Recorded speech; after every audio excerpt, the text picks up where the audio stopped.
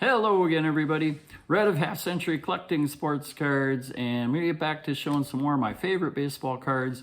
And I'm going to start right off with the Cuban Comet, Minnie Minoso, and there's his 1952 Topps card, a card that feels like I've had forever, and it's always been one of my favorite cards. Just, I think, a really cool pose in his first season in the major leagues. But then earlier this year in an auction, a card I've been eyeing for a few years, but I finally saw one that just really caught my eye, just the looks of it. And it was this 1945-46 first card of Minoso playing in the Cuban Winter Leagues, which is where he got his start, where he's from. And this card, I mean, look at the centering on this thing, the surface. I don't know why it's graded a 1. The other Carmelo Deportivos I've got seem like they're way off center and surface issues, back damage. This one doesn't have any back damage either. Nice looking back. But by being graded a 1, I didn't really get a bargain on this thing either. I definitely paid more than other ones that I've seen out there. Didn't need a little sticker to tell me that, but just, man, that card caught my eye. It looks so nice.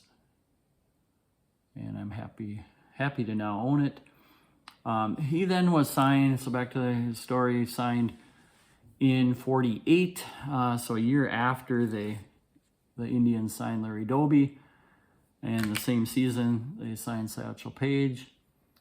They signed Minoso, but unlike those two guys, they sent Minoso down to the minors and really didn't get much of a chance ever with the Indians. Played, sparingly in 49 and 50, beginning of 51, and so then early in 51 they traded him to the White Sox, and that's where his career in the majors really took off. He had done really well in both the Negro Leagues and the minor leagues, but just had those like 3-year gap there where the Indians didn't give him much of a chance. But 51, he didn't win Rookie of the Year. This guy, this card up here, Gil McDougald, won the award, but Minoso had the better season.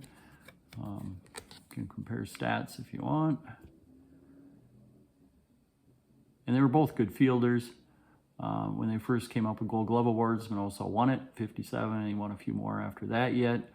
Minoso, I mean, he was one of those guys.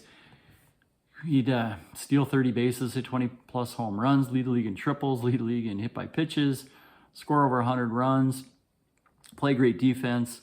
When I asked my dad who his favorite players were, this was the name, Minnie Minoso, along with Marty Marion. And I don't think he probably ever saw him play because that's growing up in the 40s and early 50s. And I don't even know if they had a TV. If they did, maybe by the 50s. Were the White Sox ever on? I kind of doubt it. So I think it's all from hearing him on the radio, and I'm guessing, whoever was announcing had some good exciting calls when they were doing things for Minoso because of his speed, his power, being called the Cuban Comet. And then after that, Mickey Mantle got named the Commerce Comet, basically after Minoso. And even in that 51 season, he already became known as Mr. White Sox, which I think is pretty cool for a guy of African Latino descent to come into the Major League Chicago.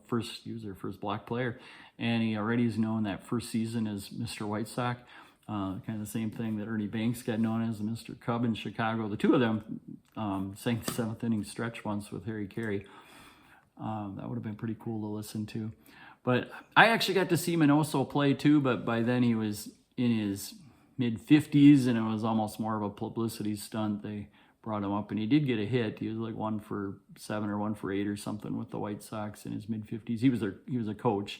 He was their first base coach, and then they brought him over to hit. But he ended up with with a really good career. He's in the Hall of Fame. He's in the Mexican Hall of Fame for his good years in Mexico after his major league career. He's in the Cuban Baseball Hall of Fame, and he's in the United States Baseball Hall of Fame. So Minnie Minoso, I'll show one other card I've got here of him that I got out, at least his 57 card. But this one's my new favorite.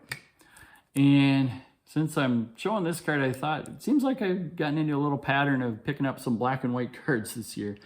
So might as well show a few of those. I'll start out, this is from 1922.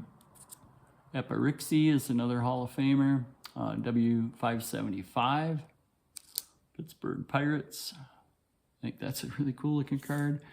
We got a Canadian issue, the 1936 Worldwide Gum of Hall of Fame manager Bucky Harris. So these are some that are going to be in my, or I've got my Hall of Fame collection, and I'm working on maybe, I don't know how I'm going to put this together. But they initially were all hanging on the wall, and I think a few got faded over 20, 30 years. So then I just have been storing them in these things in a plastic box. So I don't know if there's some kind of album or something I can do where you can put these in pages, and I got to figure something out, because it'd be cool to show something off where I've got, my Hall of Fame collection. Here's another one that is going to replace or add to, maybe if I do an album thing, I can put more than one card of guys in there. So this is Herb Pennock. This is my first 1928 Harrington's Ice Cream card. So another cool looking, I think, black and white.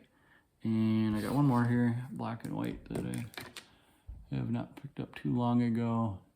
And it's a Goatee Premium from Bob Feller's rookie year, 1937.